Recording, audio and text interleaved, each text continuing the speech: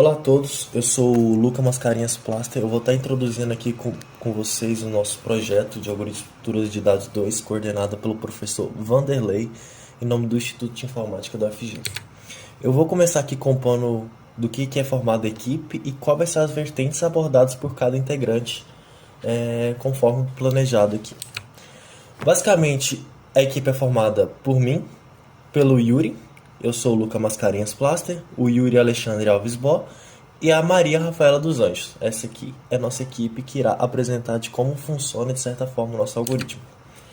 Então, nossa agenda programática está prevista para que eu fique com a parte de introdução, objetivos e curiosidades.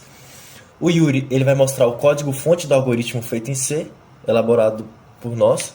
E para finalizar, vai ter as exemplificações da Maria Rafaela mostrando de forma intrínseca de como funciona o algoritmo dentro de casos mais reais, de casos em que o algoritmo é introduzido. Então vamos começar. Eu vou começar com essa introdução. Então, o algoritmo de Barúvica, ela é popularmente chamada de algoritmo de Sorin também, como ela também é conhecida, e ela tem como objetivo principal encontrar uma árvore geradora mínima. O que a gente chama em inglês de Minimum Spanning Tree, ou MST, que a gente chama popularmente esse tipo de algoritmo, ele funciona da seguinte forma. É um algoritmo que você precisa encontrar a árvore geradora mínima em um grafo para o qual todos os pesos de arestas sejam distintos. Este algoritmo caracteriza pela divisão do grafo original em vários subgrafos, para os quais é calculado essa MST. Ou seja, ela tem a mesma ideia dos algoritmos que vão ser abordados inclusive por outras equipes e é muito abordado dentro da disciplina de teoria dos grafos, que é os algoritmos de Prim-Kruskal. Eles são muito semelhantes, mas tem algumas coisas que diferem, que eu vou explicar também. Que também são grafos totalmente recorrentes, né? Esse de Prim-Kruskal, para buscar sempre os custos mínimos de suas árvores geradoras. Então, basicamente, é esses os objetivos. Eu vou mostrar aqui agora o passo a passo de como funciona esse algoritmo de MST, procurando sempre a árvore geradora mínima, mas eu não vou aprofundar tanto porque eu vou deixar parte da minha integrante da minha equipe, da Maria Rafaela, que ela vai dar uma aprofundada e explicar de uma forma um pouco mais clara de como funciona. Basicamente, o primeiro passo é que para cada verso você deve escolher uma aresta de menor custo, o que a gente popularmente chama de algoritmo guloso. Ou seja, o algoritmo guloso é aquele que ele sempre vai buscar sempre o maior ou o menor custo, depende do que você indica o seu programa fazer. Nesse caso aqui, como você quer a árvore geradora mínima, ou seja, pega as arestas e quer você sempre puxar o menor custo, no caso é o mínimo. Então é o algoritmo guloso de pegar os vértices mínimos. Dessa forma, tem até um exemplo animado aqui de como está funcionando esse algoritmo. É sempre pegando os menores valores. Então, deste passo poderão resultar em um mais subgrafos. Sempre, quando você vai pegando dentro de um grafo sempre os custos mínimos, você está montando um subgrafo a partir daí. E o segundo passo seria, caso o passo 1 dê origem a grafos não conectados, considere cada subgrafo gerado no passo anterior como a vértice do grafo final. Mostrando que caso seja uma árvore, né? Caso eles não sejam conectados, né? Ele já procurar dentro do seu próximo passo do que ele poderia fazer. E você vai ficar repetindo esse primeiro passo até você encontrar o final, que é carando cada subgrafo como se fosse um vértice, olhando para as arestas entre esses subgrafos. Que nem está mostrando aqui no exemplo animado, entendeu? Mas enfim, isso aqui é só uma adendo porque a minha colega Maria ela vai dar uma aprofundada sobre isso. Agora eu vou por dentro da parte de curiosidades. O algoritmo de Barúvica é o algoritmo de árvore geradora mínima mais antigo descoberto, em 1926, ou seja, é muito mesmo antes dos computadores existirem. Muito não, né? É relativamente menos antes dos computadores existirem. E esse algoritmo foi publicado como método de construção em uma rede elétrica eficiente. Esse artigo de Borúvica, ela foi publicada apenas em uma página só. De uma única página de 1926, tendo em vista a contribuição para a solução de um problema econômico para a construção de uma rede de energia elétrica por meio de cabos. Ou seja, era na verdade um problema de fluxo de energia de cabos, né, que você queria sempre buscar o menor custo possível, para você ter essa maior eficiência e menor custo.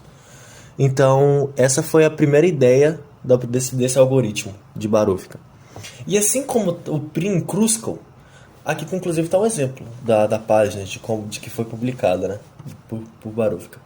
Inclusive, por ser um algoritmo muito similar ao do Prim-Kruskal, ele tem uma complexidade logarítmica, entendeu? E esse algoritmo de Barov também ele é usado como um algoritmo aleatório mais rápido, que funciona em tempo polinomial. Ou seja, o algoritmo em si ele é LNP completo. Mas quando você usa um algoritmo aleatório, para você encontrar o mais rápido, ele usa o algoritmo MST, né? Minimum Spanning Tree, de tempo linear esperando, é um algoritmo aleatório para calcular a floresta de extensão mínima de um gráfico ponderado sem vértices isolados. É assim que funciona.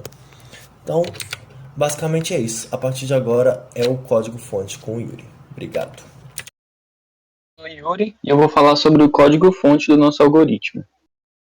E antes de falar sobre o código-fonte, eu preciso que a gente entenda bem as ideias que estão por trás dele.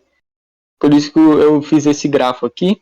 Eu fiz o grafo para representar a ideia que existe por trás do algoritmo. Porque se a gente vai entender essa ideia, a gente vai entender todas as funções lá que estão no nosso algoritmo.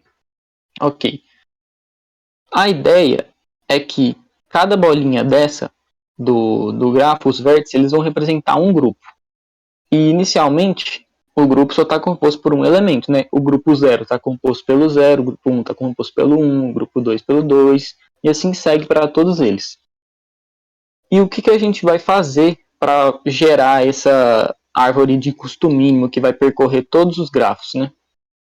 A gente vai ter que começar primeiro pegando quem é o vizinho mais próximo do grupo. Como todo só tem um elemento, para o grupo do 0, a gente vai pegar e ver qual é o vizinho mais próximo do 0, que vai dar o 1. Então a gente vai lá e vai ligar o 0 no 1. Só que quando a gente liga, na verdade a gente vai ligar 1 no 0, que a gente sempre tem que ligar os grupos de maior índice no de menor índice. Quando a gente liga um grupo no outro, a gente invalida esse grupo de maior índice. Então quando eu for olhar o próximo grupo, eu já não olho mais o 1. O grupo do 1 não existe mais. Então a gente vai pegar e atualizar. Quando atualizar, vamos olhar o 2. Vocês vão perceber que aqui vai ser um ciclo. A gente vai invalidando os grupos até sobrar só um. Então, para o grupo do 2, a gente olha quem que é o elemento mais próximo do grupo do 2, que vai dar o 3. Então a gente une o grupo do 3 no grupo do 2 e invalida o 3. Pula para o próximo. Olha o grupo do 4. Quem é o elemento mais próximo do grupo do 4? Como só tem o 4, o vizinho mais próximo do 4, que vai ser o vizinho mais próximo do grupo total. A gente pega, encontrou o 5 e une o grupo do 5 no grupo do 4. Aí beleza, vai se fazer isso para todos os grafos. No final a gente vai ter esse próximo grafo aqui. A gente fez as ligações aqui do grupo 1 no 0, do grupo 3 no grupo 2, do grupo 5 no grupo 4. Então, veja que a gente já diminuiu bastante o número de grupos. Antes a gente tinha 11 grupos, agora a gente só está com 5. E agora a gente vai repetir isso. Só que agora o código ele vai ficar um pouco mais laboroso, o algoritmo fica um pouco mais laboroso, porque eu preciso verificar para cada elemento do grupo quem é o vizinho mais próximo. Antes a gente só tinha um elemento e era fácil, agora a gente tem 2, então a gente precisa ver qual dos vizinhos mais próximos desses 2 é de fato o menor, que ele vai ser o vizinho mais próximo do grupo definitivo. A gente olha para o grupo do 0, e aqui inclusive o 0 tá 0 e 1, né? Eu não sei quem que é mais próximo, o 0 do 9 ou o 1 do 2. Eu assumi que é o 1 do 2 está mais próximo um do outro. Então, como o 1 tem o vizinho mais próximo definitivo, a gente vai pegar e unir o grupo do 0 no grupo que está o elemento do vizinho mais próximo do 1, que é o 2. Então, e aí a gente vai lá, em que grupo que está o 2? No grupo do 2. A gente vai lá e vai unir o grupo do 2 no grupo do 0. Aí, beleza. E a gente invalida o grupo do 2 agora. Olha o próximo, vai ser o 4. O grupo do 4, quem que é o vizinho mais próximo? Ele vai estar no elemento 6, que é o 7. E onde está o 7, ele está no grupo do 7. A gente une o grupo do 7 no grupo do 4. O próximo grupo que a gente vai olhar é o do 9. quem que é o vizinho mais próximo do grupo do 9 vai dar o 0. Então a gente vai unir o grupo do 9 no grupo do 0. E aí vai ficar desse jeito. Aí, a gente uniu o grupo do 9 no grupo do 0, o grupo do 2 no grupo do 0, e agora só falta unir dois grupos. E aí a gente vai verificar para cada elemento quem que é o vizinho mais próximo do grupo. Verifica todos os vizinhos do 10, todos os vizinhos do 9, todos os vizinhos do 0, todos os vizinhos do 1 e vê quem de fato é o menor. Encontrado esse menor, a gente precisa saber em que grupo que ele está. Como só resta um, que é o grupo do 4, a gente vai encontrar lá. E a gente vai fazer a união desses grupos. É importante também pensar que quando a gente só vai unir o vizinho mais próximo se ele for de um grupo válido. Além de estar no grupo válido, ele não pode estar no nosso grupo, porque o grupo que o cara está é um grupo válido. Então ele tem que estar em um grupo válido que não seja o dele, o vizinho mais próximo. E aí a gente faz a união desses dois grupos, sempre levando o de maior índice para o de menor índice. Então aqui a gente vai usar o 4 no grupo do 0. Beleza. Essa é a ideia por trás do código. A gente uniu lá o grupo do 0, o grupo do 4 no grupo do 0, beleza. Agora mostrando o código. A gente tem aqui a estrutura do grafo, que a gente utiliza uma lista de adjacências. Se vocês quiserem parar para ler, aí tá tudo bem comentado. Eu acredito que ficou bem mais fácil de entender. Se quiser, é só pausar e ler. Aqui, no algoritmo de Barúvica ou Borúvica, a gente vai ter que ter aquelas ideias de vizinho mais próximo do grupo, vizinho mais próximo do vértice e a união de grupos. Então, o que o nosso código faz é isso. Eu tenho vários grupos, eu vou invalidando alguns até no fim sobrar só um. Então, a cada iteração, eu procuro o vizinho mais próximo do grupo e uno o grupo desse vizinho mais próximo no grupo do meu elemento que eu encontrei o vizinho mais próximo. Aí a gente tem ali na linha 31, eu pegando o vizinho mais próximo do grupo. Aí na linha 37 eu encontro em que grupo esse vértice está do vizinho mais próximo. Agora na linha 47 eu faço a união desses dois grupos. E aí ele faz isso a cada iteração. É aquilo que a gente explicou. Aqui vai estar mostrando o vizinho, a função do vizinho mais próximo do grupo, que ele verifica os vizinhos mais próximos de cada vértice e pega quem que é de fato menor. A função de vizinho mais próximo do vértice, que ela também verifica se o vizinho mais próximo do vértice é o válido lá. Ele vê se ele já não está no nosso grupo. E ok, esse é o algoritmo que a gente agora vai ter um exemplo com uma dinâmica um pouco diferente, mas com as mesmas ideias, porque um pouco diferente porque a Maria agora não vai falar muito sobre grupos, mas vai ter a mesma ideia de ligar com os vizinhos mais próximos, porque vai ser mais fácil de visualizar isso acontecendo em um problema real. E é isso, obrigado. Agora eu vou trabalhar com vocês um exemplo para que vocês compreendam melhor o algoritmo de Barúfica. Nós temos aqui o nosso grafo. É importante observar nesse grafo que ele tem arestas com o mesmo custo, como por exemplo aqui 2, 3, 6. Isso vai ser importante na resolução do nosso algoritmo aqui. O primeiro passo é identificar os ciclos e as arestas paralelas. Por quê? Como o objetivo do nosso algoritmo é identificar o menor caminho, vamos dizer assim, que passe por todos os vértices, conecte eles. Um ciclo, por exemplo, passa aqui apenas no vértice D, então ele não vai ser importante para a gente pode desconsiderar ele. Já as arestas paralelas, elas conectam os mesmos vértices aqui, ó. A de custo 3 conecta C e E a de custo 6 também conecta C e E, então a gente pode desconsiderar a aresta com maior custo, que é o 6, e a gente obtém esse grafo. O segundo passo é selecionar a aresta de menor custo para cada vértice. No caso aqui do A, a gente tem AC com custo 8, e AB com custo 7. Então, a gente seleciona AB. No B, a gente tem 7, 3 e 5. Então, a gente seleciona BC com 3. Já o C tem 8, 3, 6 e 3. Apesar de possuir aqui o mesmo custo, ele vai selecionar o que ele encontrar primeiro, que é BC, ao invés de CE. No D, a mesma coisa, que tem 5, 6, 2, 4, 2 é o menor custo, D. No E, ele vai seguir a mesma lógica que do C, apesar de terem aqui D e EF com o mesmo custo, o que ele vai encontrar primeiro vai ser DE, então vai ser selecionado esse. O F tem custos aqui, DF 4 e EF 2. Então, ele vai selecionar o EF, que tem custo 2. Aqui a gente obtém dois subgrafos, ABC e DEF. A partir daqui, a gente tem que conectar esses dois subgrafos para que eles se tornem um só.